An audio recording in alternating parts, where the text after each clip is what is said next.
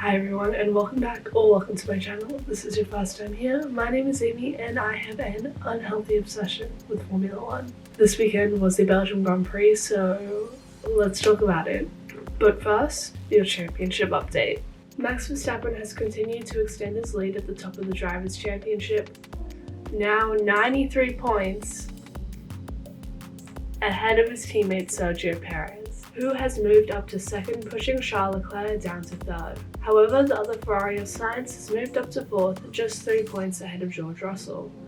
In the midfield, Alonso has moved ahead of Bottas to take ninth in the standings, allowing Alpine to extend the lead on McLaren in the fight for the best of the rest. I guess a good place to start with this weekend is the chaotic opening laps of the race, with several drivers starting out of place due to engine penalties, including the two title protagonists of Leclerc and Verstappen starting towards the back of the grid.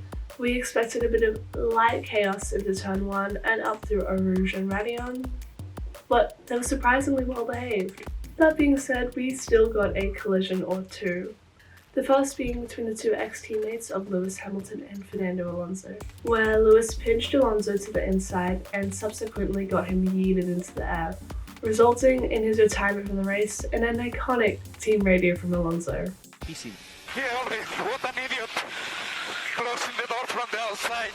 I mean, we had a mega start, but yeah, this guy only knows how to drive starting first.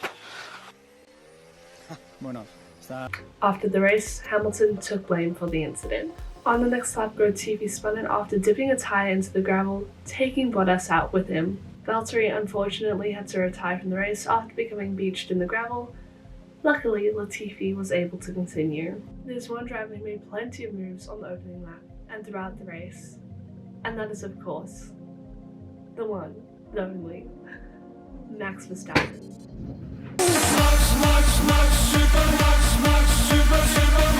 A complete and utter masterclass and what can basically be considered home soil for the Dutchman, starting 14th on the grid to not only come through and win the race, but to win by a margin of 18 seconds. By lap 12, he was technically leading the race, and by lap 18, by the time all the pit stops had shaken out, he was first on the road. Sorry, what?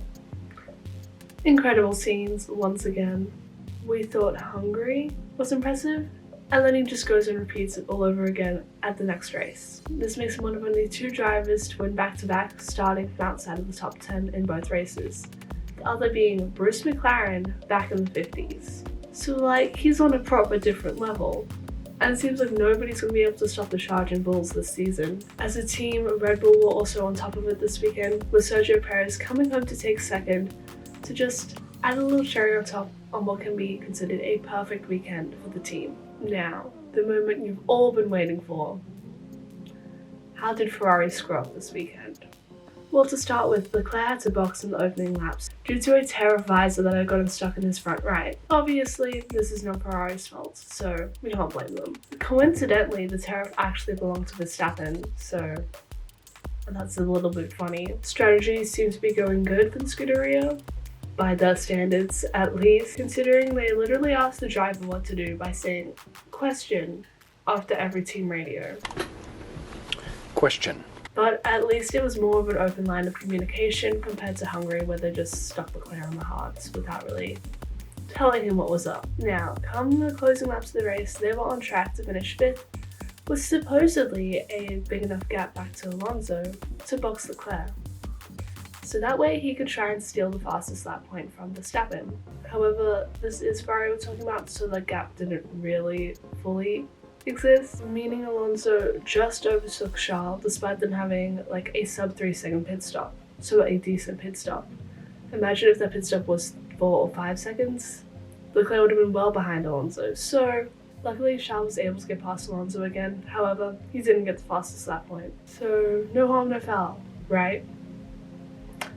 Wrong. Charles actually received a penalty for speeding in the pit lane. He was 1 kilometer over on entry, so he received a 5-second penalty and subsequently finished 6th behind Alonso. Over the summer break, I'm sure we all heard about the new floor regulations that were meant to come in that were supposedly meant to hinder both Ferrari and Red Bull, and help Mercedes. However, this clearly wasn't the case. Mercedes went from getting pole in Hungary to being 1.2 seconds off the pace here in Spa. Sure, we can put some of that down to the fact that Spa and Hungary are completely different circuits, but in reality, Mark's hopes of these directives sort of hindering their rivals hasn't seemed to have panned out, with team principal Toto Wolff saying that this was the team's worst performance in qualifying in over 10 years, and both drivers looking clearly dejected after qualifying.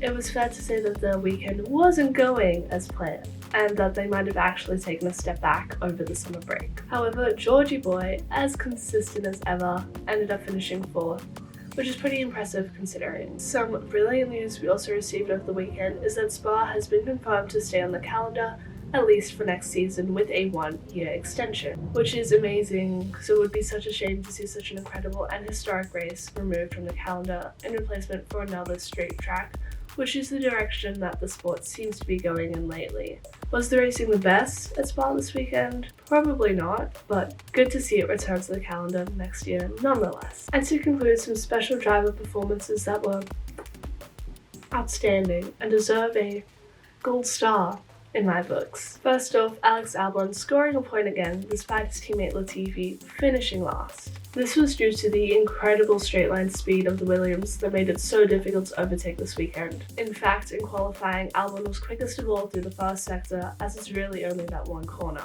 Second is Pierre, who after starting in the pit lane came through to finish 9th. And finally, it's Eski Bestie, Esteban Ocon, who came through to finish in 7th, after some amazing double overtakes to make up for his engine penalty.